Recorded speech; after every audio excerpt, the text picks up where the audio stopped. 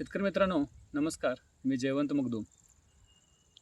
सध्या उन्हाळ्याचे दिवस आहेत आणि उन्हाळ्याच्या दिवसामध्ये तुम्ही बघताय की आपल्या हवेतला आपण टेम्परेचर, हवेतलं तापमान आपण सतत बघत असतोय.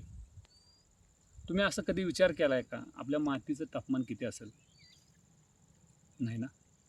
तर शेतकरी मित्रांनो, एक लक्षात ठेवा, द्राक्षातले शेतकरी या गोष्टीबाबतीत म्हणजे जागरूक असतात आणि त्या वतीने ती काम करत असतात. किंवा व्हेजिटेबल्स असू देत किंवा फूडमध्ये असू देत किंवा आपलं फ्रूटमध्ये असू देत, लोक चांगल्या पद्धतीने काम करतात त्या बाबतीत. तर ऊस शेतकऱ्यांसाठी हा माझा खास करून व्हिडिओ आहे.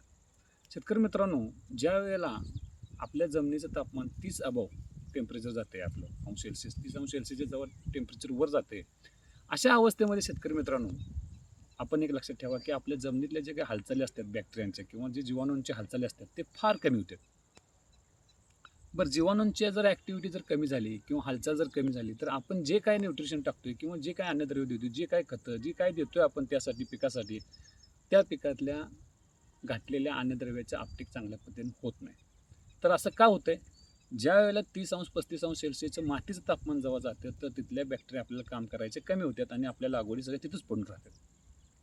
बघा शेतकरी मित्रांनो, आपण वरच्या हवामानाचा, वरच्या तापमानाचा अभ्यास केला, पण जमिनीचा तापमानाचा अभ्यास करणं किती गरजेचं आहे. शेतीसाठी आपल्या 20 अंश सेल्सिअस ते 30 अंश सेल्सिअसपर्यंतचं तापमान मातीचं राहणं अत्यंत गरजेचं आहे. ते जेवढं चांगलं असेल तेवढं न्यूट्रिशन अपटेक चांगलं होणार आहे, जमिनीत हालचाली चांगल्या राहणार आहेत बॅक्टेरियांच्या. त्याच्या अपोजिट आपण जेव्हा आपण मधल्या 20 ते 30चं बघा, शेतीसाठी 20 ते 30 अंश सेल्सिअस किती महत्त्वाचं आहे तापमान मातीचं. त्याच्या आपण जर आत आलो, म्हणजे समजा 10 अंश सेल्सिअस टेम्परेचर आपलं जर येते मातीचं, तर त्या अवस्थेमध्ये आपल्या जमिनीतल्या ज्या बॅक्टेरिया आहेत त्या सुप्त अवस्थेत जायला चालू होतात. जर बॅक्टेरिया सुप्त अवस्थेत गेले तरी काम होणार नाही, आणि जर 30+ 35+च्या वर तापमान गेलं आणि तिथं जरी आपल्याला बॅक्टेरियांचे जर मृत बॅक्टेरिया जर पाहावा लागला, तर तिथं सुद्धा ॲक्टिव्हिटी कमी आली. शेतकरी मित्रांनो, हे जाणून घेणं अत्यंत गरजेचं आहे. ऊस पिकातील खोडवा असू दे, नेडवा असू दे, चेडवा असू दे, तुमचं काही असू दे, तर ह्या दरम्यान तुम्ही आपल्या वाळ्या पालाचं मल्चिंग करणं किंवा आपलं वाळा पाला ठेवणं अत्यंत गरजेचं आहे. जेव्हा आपण याचं झाकण करू ह्याच्या भोंड्यावर किंवा सरीत, आपल्या जेव्हा मल्चिंग चांगलं होईल वाळ्या पाल्याचं, त्यावेळेला जमिनीचं तापमान चांगल्या पद्धतीनं मेंटेन होणार आहे.